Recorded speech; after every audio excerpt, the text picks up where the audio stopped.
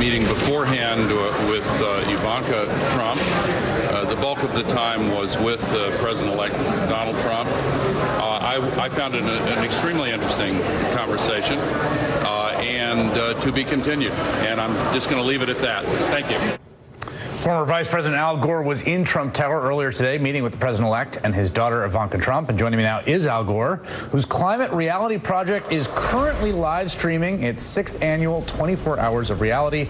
And Mr. Vice President, let me start with your meeting today. I know obviously it's not something you're going to give us the blow-by-blow record of, but did you come away encouraged, terrified, or somewhere in between?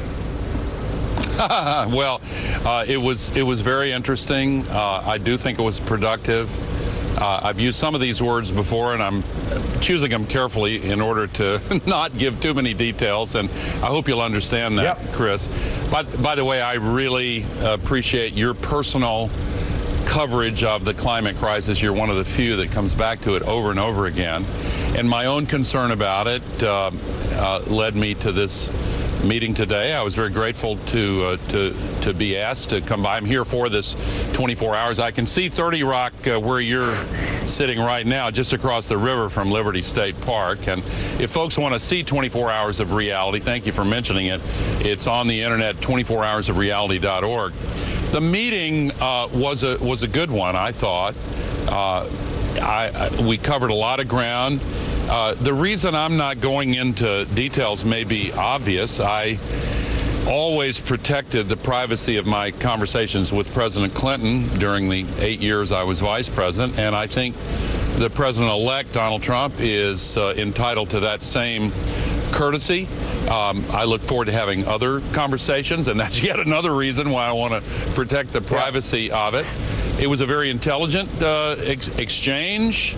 It was a search for common ground.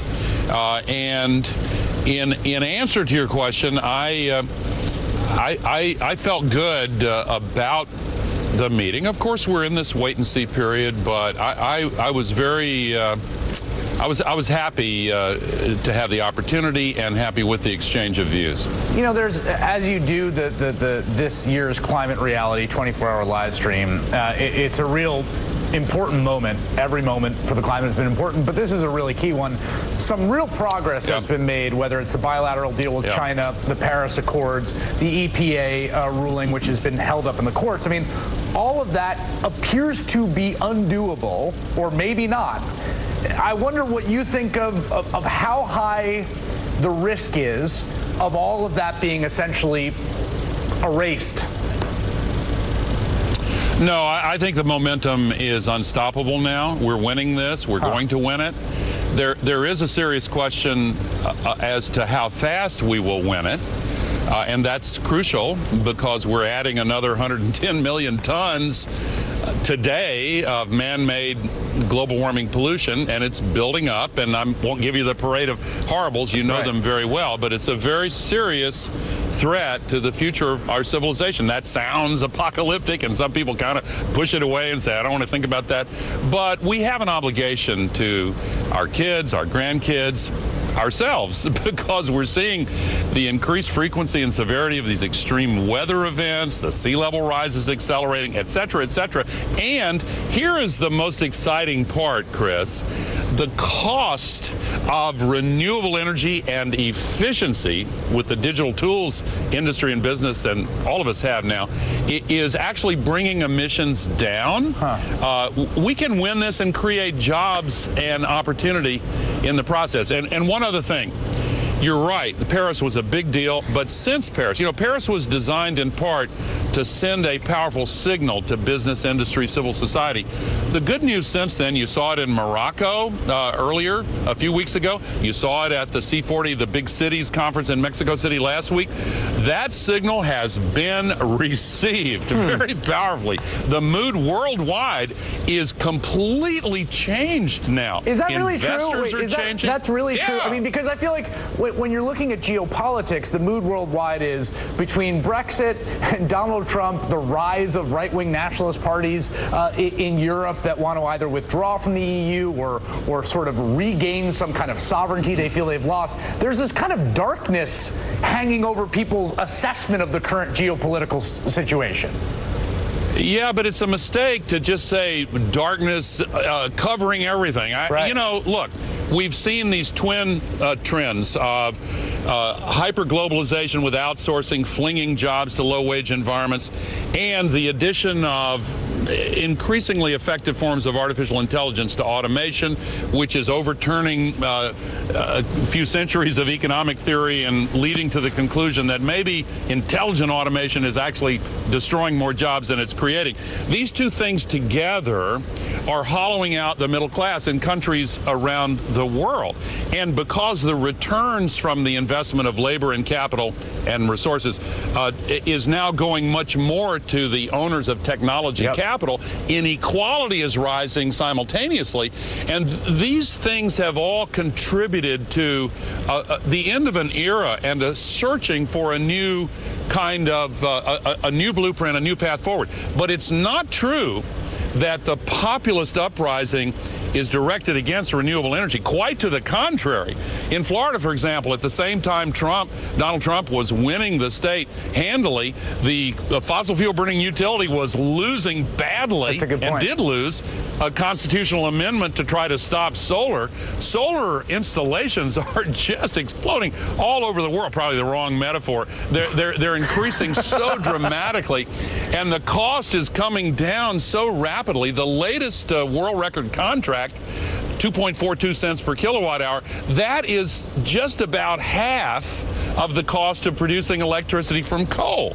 And it's crossing that grid parity line to become cheaper than coal electricity and gas electricity in region after region, country after country, and it's continuing to come down in cost. And the Internet of Things and the new digital tools I mentioned earlier are giving businesses and industries and homeowners fantastic new opportunities to decrease consumption without hurting the quality of life, saving on their energy bills at the same time that the emissions are being reduced. So I think the sustainability revolution worldwide is now, it's becoming clear, it's on par with the agricultural and industrial revolution. It has that scope, but with the speed of the information and digital revolution. It's just sweeping the world. We're going to meet the targets in the U.S. almost regardless of what policies the incoming administration adopts. But as I've said before, I don't think it's Pollyannish or naive to believe that we can expect more than what we fear. And I do think that this uprising of support for energy independence, not only at a national level, but at a homeowner level, give us the chance to put the solar panels up there. We don't want to be just continually fleeced by these old coal-burning, gas-burning utilities. We want energy choices.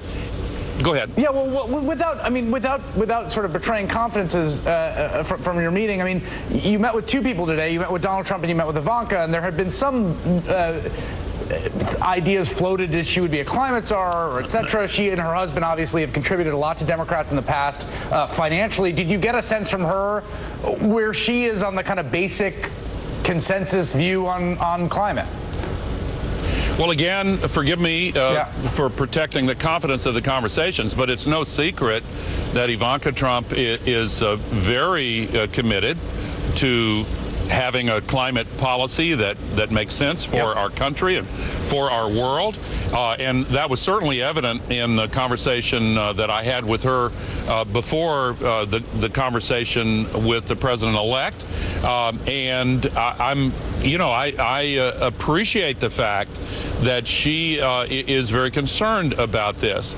And I very much appreciate the opportunity I had to have a meaningful and productive conversation with the president-elect. Let me ask you this on politics, because sometimes when I think about the trajectory of climate policy in the U.S., there's of course Kyoto in 2000 and George W. Bush, and we've now had 7 elections in the United States, in which Democrats have won the majority of the popular vote 6 of those 7 times, and achieved the presidency only 4 of those 7. You obviously are one of the people that fate befell in 2000 when you won the popular vote by about 500,000 votes. Hillary Clinton's now won it by a somewhat staggering margin, actually. 2 percentage points, 2.6, 2.7 million votes. You think you've come to the belief we should get rid of the Electoral College. What got you there, and do you think it's possible? Well, first of all, even after the Supreme Court decision in 2000, I did continue to support the Electoral College for some of the same reasons the founders laid out 2.25 centuries ago. It does bind the states together, and it's not a simplistic choice, all clear one way, all wrong the other way. I think it's a balancing test. For me personally, in the last couple of years, I've come to the conclusion that the balance has shifted in my own way of thinking about it, partly because I do think that we would have a chance to really increase participation in our democracy if we went to a popular vote. We should combine it with action to fix this terrible redistricting travesty that biases the House of Representatives elections. And of course, even though it's difficult, we need to get big money out of politics. Our democracy's been hacked. Big money now does so often call the shots, and that's really destructive to our democracy.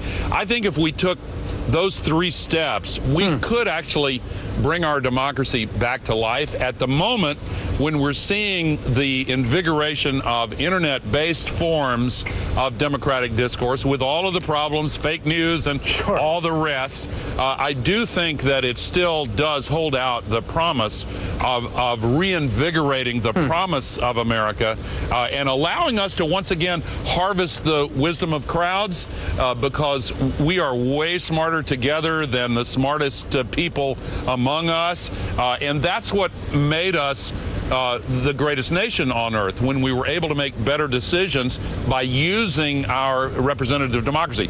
It has not been serving us well recently because it's been hacked by special interests, big money contributors.